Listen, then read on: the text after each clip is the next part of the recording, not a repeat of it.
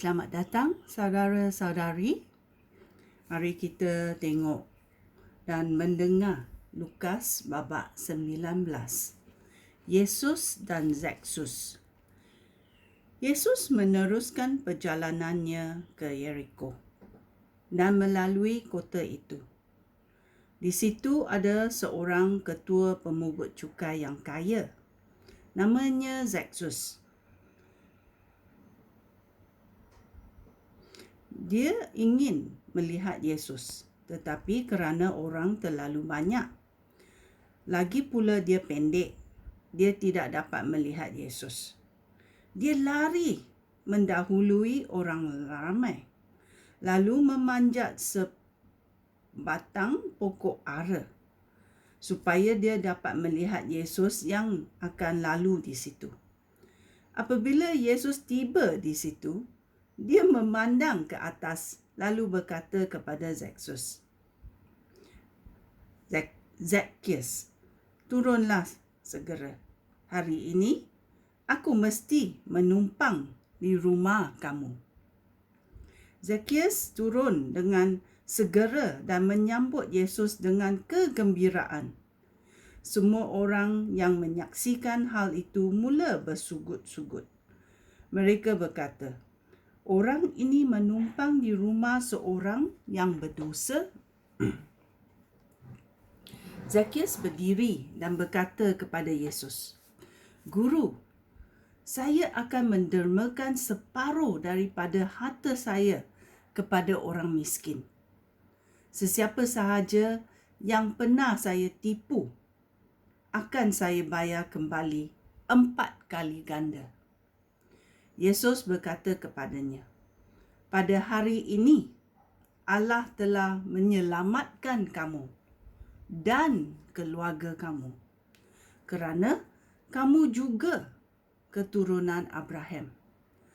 Anak manusia akan datang untuk mencari dan menyelamatkan orang yang sesat. Perumpamaan tentang mata wang emas. Ayat 11. Sementara orang masih mendengar Yesus berkata-kata, Yesus menceritakan perumpamaan berikut.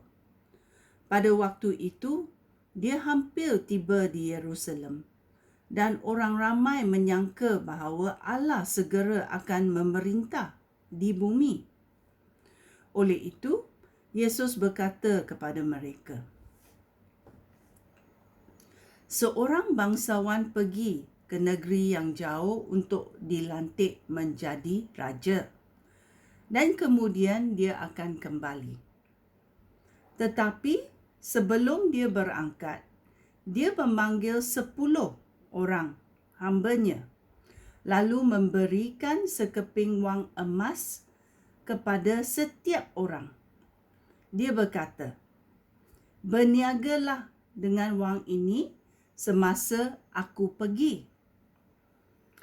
Tetapi penduduk negerinya membenci dia. Setelah dia berangkat, mereka mengirim utusan untuk mengatakan, kami tidak mahu orang ini menjadi raja kami. Orang bangsawan itu dilantik menjadi raja, lalu pulang ke negerinya. Dengan segera dia menyuruh semua hambanya yang sudah menerima wang emas supaya datang menghadap.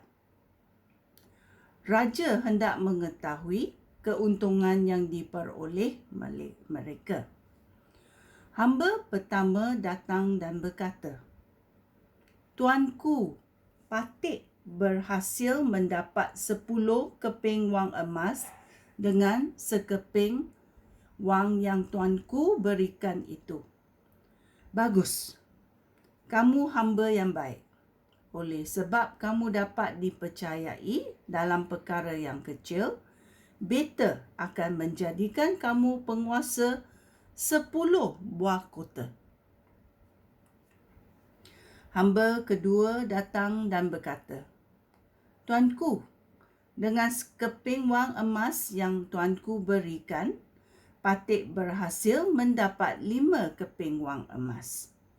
Kepada hamba itu, raja berkata, "Beta akan menjadikan kamu penguasa 5 buah kota." Hamba yang lain datang dan berkata, "Tuanku, inilah wang emas tuanku. Patik telah menyimpannya di dalam sapu tangan." Patik takut akan tuanku kerana Patik tahu bahawa tuanku seorang yang keras. Tuanku mengambil apa yang bukan milik tuanku, dan tuanku menuai di tempat yang tidak tuanku semai. Raja itu berkata kepadanya, "Hai hamba yang jahat, beta akan menghukum kamu menurut kata-kata kamu sendiri. Kamu tahu bahawa beta seorang yang keras. Beta mengambil apa yang bukan milik beta dan menuai di tempat yang tidak beta semai. Oleh itu, kamu seharusnya menyimpan wang beta di bank supaya apabila beta kembali, beta dapat menerima wang beta dengan faedahnya."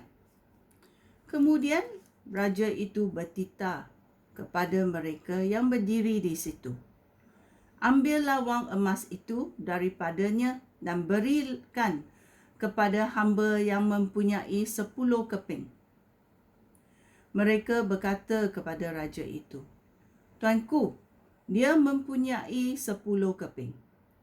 Raja itu menjawab, "Ketahuilah, orang yang sudah mempunyai sesuatu, kepadanya akan diberikan lebih banyak lagi.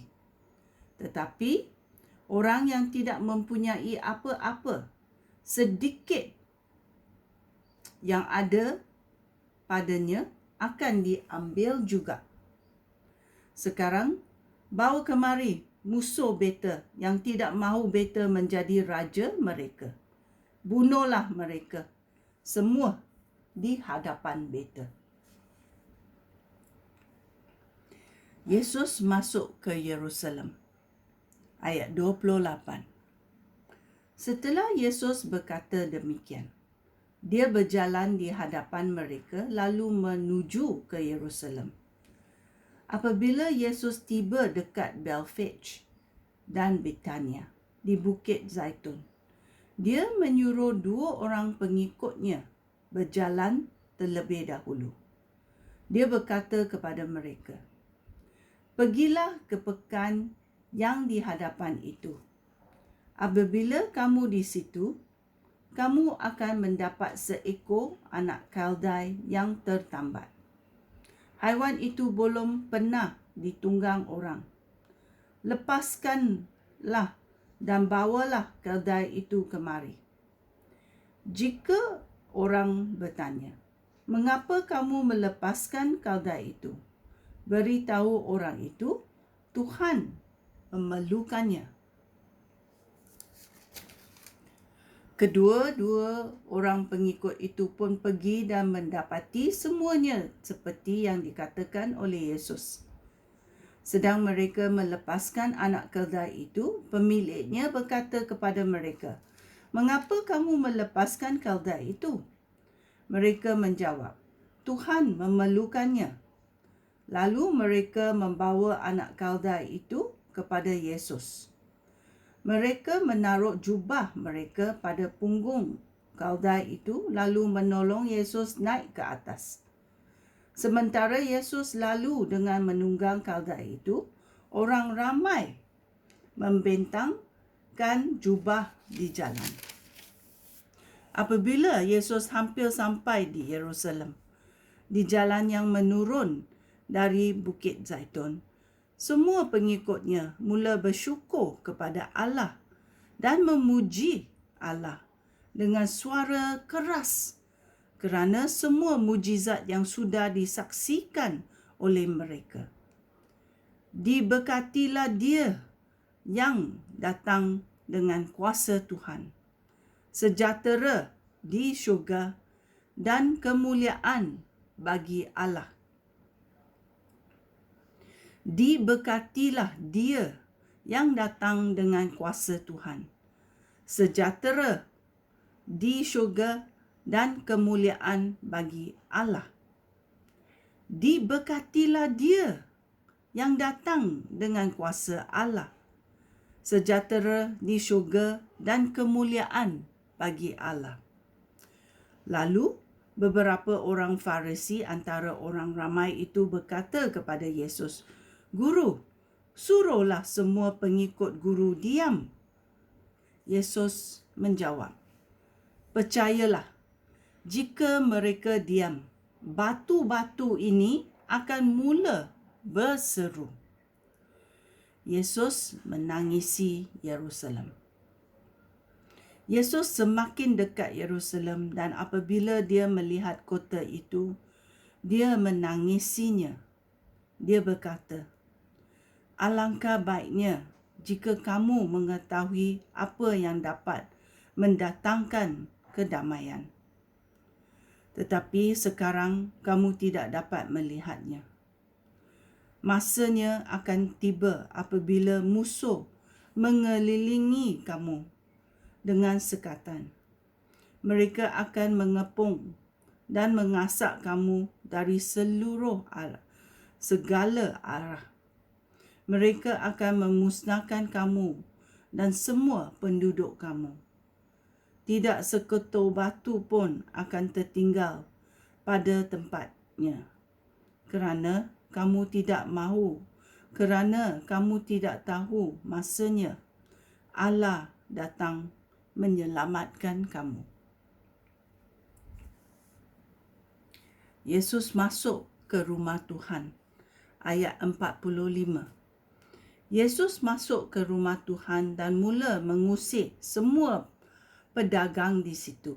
Yesus berkata, "Di dalam Alkitab tertulis bahawa Allah berfirman, 'Rumah aku akan disebut rumah tempat berdoa.' Tetapi kamu menjadikan tempat persembunyian perompak." Setiap hari, Yesus mengajar di dalam rumah Tuhan. Para ketua imam, guru Taurat dan pemimpin bangsa Yahudi hendak membunuh dia. Tetapi mereka tidak mendapat peluang. Kerana orang ramai sentiasa mendengarkan dia dan tidak mahu terlepas sepatah kata pun. Ini adalah Lukas babak 19. Kita imbas kembali ayat 10. Anak manusia datang untuk mencari dan menyelamatkan orang yang sesat. Sekian, terima kasih. Shalom.